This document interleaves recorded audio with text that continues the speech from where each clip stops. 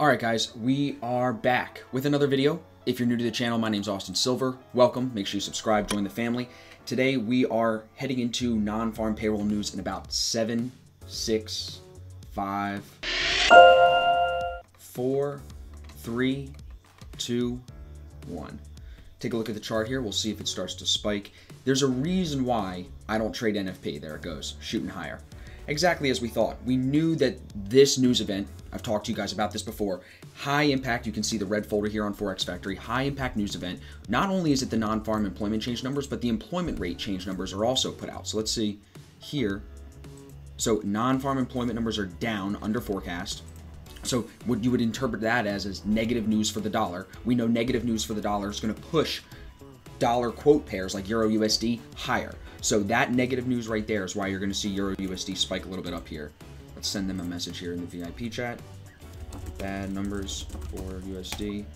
EU going up. So I wanted to get on today and make this video for you guys as the numbers are coming out behind me, as you're seeing them play out here live on the chart. Just because I get a lot of questions about why I don't trade NFP. So this week, if you're following me actively on YouTube, you've seen that I actually only took one trade this week. It was on Tuesday. It was on Euro NZD, 2 positions. I lost early in the morning, stayed with it, found a winner, and made the money back and ended the week blue. So here they come right behind me, as you can see, with the numbers. But we can already see it on the chart being interpreted, as I just said. Bad dollar news pushing Euro USD higher. The reason why I don't trade this event is because depending on my broker, I use 2 different brokers mainly. I have used Trader's Way in the past, but in my more recent years, over the last 2-3 years, I've only been using Awanda. Both of those brokers during this NFP news release have showed me in the past that sometimes their spreads on all pairs, and even bigger on cross pairs compared to USD pairs like this, they'll get huge. And those huge spreads are just one of the reasons why I don't like taking trades or holding trades into NFP. So as far as reasons why I don't trade NFP, number 1, like I said, would be the big spreads. A lot of time across many brokers, you'll find that spreads open up when these numbers are released. So right there, you can see the unemployment rate stayed the same at 3.7%, but those bad non-farm employment change numbers coming in lower than forecast, lower than previous as well, are what's going to push, I think, Euro USD higher here. Exactly what we were thinking too, because guys in the VIP chat were talking about it this morning, just trying to read the technicals and see what we were looking at to see. There's some divergence forming I'm going to show you in a minute, which kind of signals to us that we might see more rise through the day here. Now, I'm not sure what finishes, and that's another reason, we're going to go into reason number 2 now, why I don't like trading NFP, because initially with NFP, it's going to go one of 2 ways. You're going to see a spike and a lot of volatility, spreads open up, things kind of go crazy. Or you're going to see it be very mild, very calm. Either way, in both of those situations, I would say about 50-50. So that's why, again, I don't trade it, because it's 50-50. 50% of the time, it'll do what it's doing right now, where it spikes up in one direction, but then ends up falling in this situation, would be falling away from that the rest of the day. The other 50% of the time, what it does is spikes in that direction, pulls back briefly, and then continues higher. So it's very hard, again, I'm just giving you reasons why it's very hard to interpret those news numbers and trade actively on it like I trade every single day on the clean technical analysis. This type of news event just shakes that up completely. So those are the first 2, and I think the most important reasons why I don't trade NFP. Another really important reason that is more, I would say, more recent than others is Trump. With his tweets, even yesterday, he tweeted really good jobs numbers. He was wrong.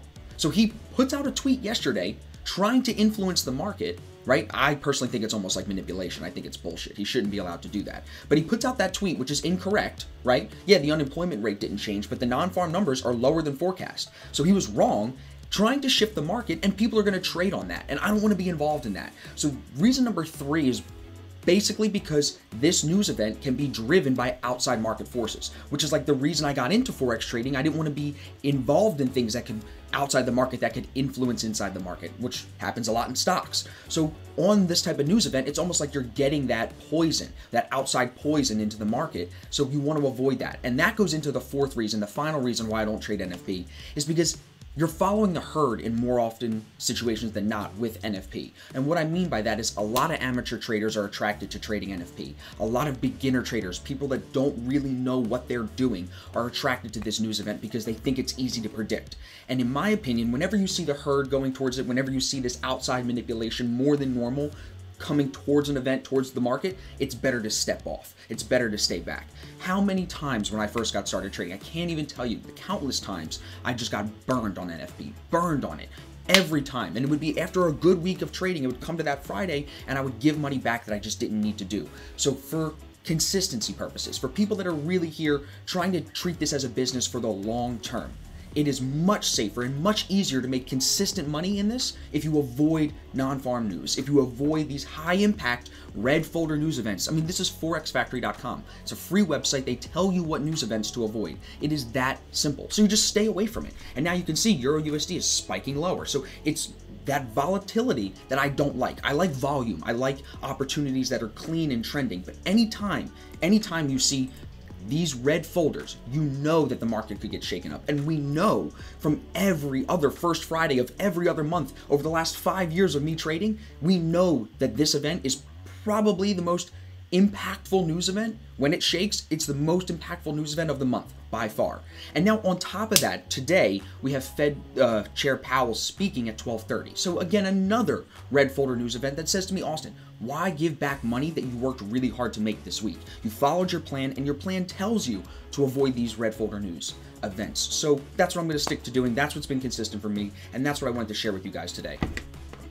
All right, guys, so it is now 8:45, 15 minutes past the news. As you can see, the numbers are definitely set in. We're gonna now watch over the next 45 minutes to an hour to see how the market prices in these news events here. So the 130K versus 163K for the non-farm employment change being lower than forecast, lower than previous, we think will push Euro USD higher, because what normally happens with negative dollar news, as you can see on the dollar index here, over that last 15-minute bar, we had a really strong drop.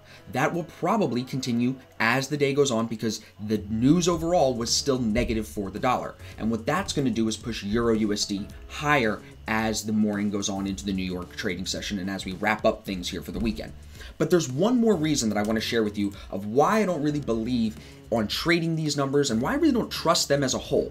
It goes into a few different reasons, but Andrew Yang says it best, so I'm going to share a clip of what he thinks right here. Right now, as we're sitting here together, the labor force participation rate in the United States is 63%, which is the same levels as El Salvador and the Dominican Republic. That's right now. Like 94 million or so Americans have left the workforce over the last number of years. Now, a lot of that's natural demographics, a lot of that's people in school, but about 5 million of it is unskilled men who've gotten pushed out of the workforce. So again, this is not like, we're going to solve a problem that's coming down the pike. Like, we're actually in the middle of this problem. So if you put $1,000 a month into people's hands, it actually grows the economy and creates jobs because of more economic activity. So basically what he's saying is that these numbers here are not super strong indicators of our overall economic health. And because of that, it makes me even less inclined to want to trade on them, to want to make trading decisions, to want to put my own money on the line for these news events, for the numbers that are coming out from these news events, because I know that there's, like I said, a lot of amateurs, potential manipulation, a lot of herd mentality here. And when the numbers are really based on something that we don't trust, like we don't really trust that the unemployment rate is 3.7%, it's probably higher, right? When we don't trust these numbers, how can you base trading decisions off of that? The manipulation, the lack of trust, the herd mentality, it's just too many turnoffs to want to put money on the line today because there's better opportunities Monday, Tuesday, Wednesday, Thursday of this week where you don't have this high impact news event that can shake the market, shake your pair, stop you out accidentally before it moves in your direction. You can just completely avoid that. So now going into the rest of the day, we've got Chairman Powell speaking at about 12:30. We'll see what that does. If that ends up shaking these pairs back lower, maybe Euro USD rises into his speech, but he says something in the speech that then drops it. It's just, let's avoid it. Let's watch. Let's react. Let's see how the market reacts, and we'll come back on Monday ready to crush it. So I hope you learned something in the video today. Make sure you guys are subscribed. Make sure you hit the like button for me, and I will see you all in the next trading video.